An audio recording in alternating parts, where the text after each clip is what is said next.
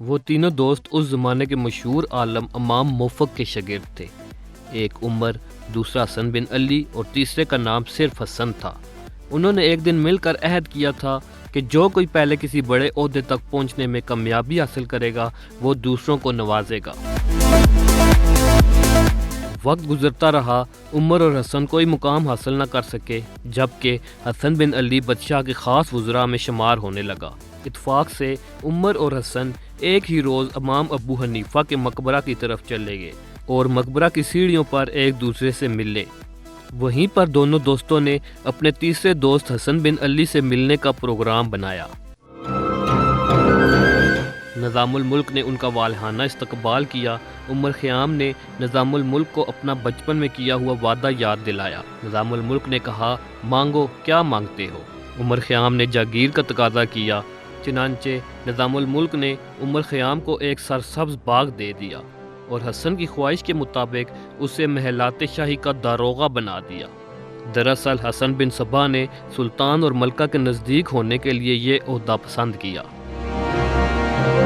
اب جب کہ حسن صبا سلطان اور ملکہ کے نزدیک ہو گیا تو وہ نظام الملک کے ہر کام میں ٹانگ اڑانے لگا۔ ایک دفعہ بادشاہ نے نظام الملک سے تمام ریاست کی دولت کا حساب مانگا تو نظام الملک نے کہا، اس میں ہمیں تقریباً 2 سال لگ سکتے ہیں۔ حسن صبا فوراً بول اٹھا کہ وہ یہ کام 4 مہینوں میں کر سکتا ہے۔ بادشاہ کو نظام الملک، جو بادشاہ کا استاد بھی تھا، کی بات کاٹنے پر حسن صبا پر بہت غصہ آیا۔ خیر، بادشاہ نے صبا کو یہ کام سونپ دیا۔ 4 مہینے بعد جب صبا رپورٹ لے کر آیا تو بادشاہ نے اس میں کئی غلطیوں کی نشاندہی کی اور حسن صبا کو غصے میں آ کر سزائے موت کا حکم جاری کیا، مگر نظام الملک نے بادشاہ سے معافی کی درخواست کی۔ بادشاہ نے حسن صبا کو ملک بدر کر دیا۔ 17 سال کی عمر میں حسن بن صبا نے عقیدہ بدل کر اسماعیلی فرقے کو اپنا لیا تھا۔ فاطمی سلطان مستنصر کے مرنے کے بعد حسن صبا چاہتا تھا کہ نزار تخت نشین ہو، اور اس جدوجہد کے دوران حسن صبا نے یہ فرقہ جو نزاری کے نام سے جانا جاتا ہے بنایا۔ اس فرقے کے مطابق ایک امام ہم میں موجود ہیں جو کبھی ظاہر ہوتے ہیں اور کبھی پوشیدہ ہو جاتے ہیں۔ حسن کو دربار سے نکالا گیا تو اس نے اپنی تعلیمات کا سلسلہ تیز کر دیا۔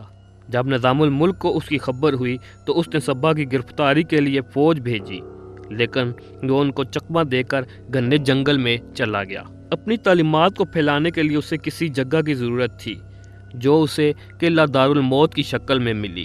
حسن صبا نے قلعے اور اس کے آس پاس کئی لوگوں کو اپنے ساتھ ملا لیا اور قلعے کے مالک کو بغیر کسی خون بہا کے قلعے سے نکال دیا۔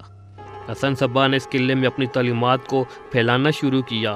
کچھ ہی عرصہ گزرا تھا کہ آس پاس کے کئی علاقے ان کے قبضے میں آ گئے، جن میں سے کچھ کو خریدا گیا، کچھ پر بزور طاقت قبضہ کیا گیا، اور کچھ ایسے بھی تھے جن کے لوگوں نے دعوت سے متاثر ہو کر خود اپنے دروازے کھول دیے۔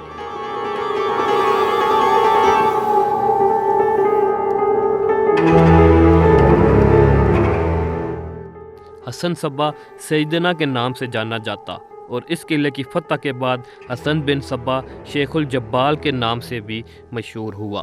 حسن صبا کے فدائیوں میں زیادہ تر ان پڑھ جوان تھے۔ کہتے ہیں کہ حسن صبا نے مصنوعی جنت بنا رکھی تھی، جس میں نوجوانوں کو نشے میں دھت کروا کر جنت کے ماڈل پر تیار کردہ باغات و محلات میں عیش و عشرت کے ماحول میں رکھا جاتا ہے۔ وہ سمجھتے ہیں کہ وہ اصل جنت میں پہنچ گئے ہیں، پھر انہیں بے ہوش کر کے باہر لے جایا جاتا ہے اور ان سے کہا جاتا ہے کہ وہ کسی بڑی شخصیت کو قتل کر دیں تو انہیں دوبارہ اسی جنت میں پہنچا دیا جائے گا۔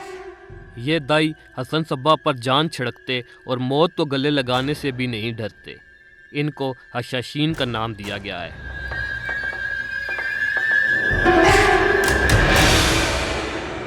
یہ حشین بڑے بڑے وزراء کے قتل کا سبب بنے۔ حشاشین کسی بڑے عہدیدار کو قتل کر کے خود کو بھی خنجر سے مار لیتے تاکہ حسن صبا کے راز ان تک نہ پہنچ سکیں۔ وزراء میں ان حشاشین کا اتنا ڈر تھا کہ اکثر وزراء عام حالات میں بھی کپڑوں کے نیچے زیرہ بختر باندھ کر رکھتے۔ کئی ناولوں، کہانیوں، نظموں کے علاوہ حسن صبا کے فدائی اور ان کے جنت آج کی مشہور ویڈیو گیم اسیسنز کریڈ میں جلوہ گر ہوتے ہیں۔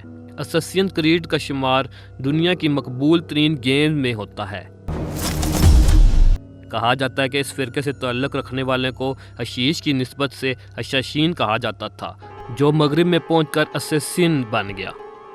اس گیم میں حسن صبا کو بھی دکھایا گیا ہے اور اس کے مشہور جملے "Nothing is true, everything is permitted" کو بار بار دہرایا گیا ہے۔ What is it to transcend? To recognize nothing is true and everything is permitted. یہ جملہ اس نے اس دنیا کے بارے میں کہا جس کا مطلب ہے کچھ بھی حقیقت نہیں ہے، سب کچھ کرنے کی اجازت ہے۔ الموت کے محاصرے کے چند ماہ بعد سلجوق سلطان کے وزیر اعظم اور حسن صبا کے ہم جماعت نظام الملک کو ایک نوجوان جس نے فقیروں کا بیس بدلا ہوا تھا ان کے قریب پہنچا اور اپنے چوغے سے خنجر نکال کر ان پر وار کر دیا۔ رشید الدین ہمدانی کے مطابق حسن صبا کو معلوم ہوا تھا کہ الموت پر سلجوقیوں کے حملے کے پیچھے دراصل نظام الملک کا ہاتھ تھا۔ اس نے ایک دن اپنے فدائیوں سے کہا، تم میں سے کون ہے جو اس ملک کو نظام الملک کے فتنے سے پاک کر سکے؟ ایک نوجوان بود طاہر ارانی نامی نے ہاتھ بلند کیا اور بعد میں جا کر شیخ الجبال کے فرمان پر عمل کر ڈالا، اور اس دوران وہ خود بھی نظام الملک کے محافظوں کے ہاتھوں مارا گیا۔ یہ حسن الصبا کی مہم کا پہلا خودکش حملہ تھا۔ ملک شاہ کے بعد سلطان سنجار نے حسن بن صبا کا مقابلہ کیا، مگر حسن بن صبا نے نہایت چلاکی سے اسے صلح پر راضی کر لیا۔ اس کے بعد یہ ایران کے شہروں کے بعد رفتہ رفتہ شام کے بعد مقاموں میں بھی حسن کے ماننے والے پھیل گئے۔ حسن بن صبا نے ایک طویل عمر پائی اور الموت میں ہی اس کی موت واقع ہوئی۔ اس کی موت کے بعد ایک بزرگ اس کا جانشین بنا جو اس کا بیٹا بتایا جاتا ہے۔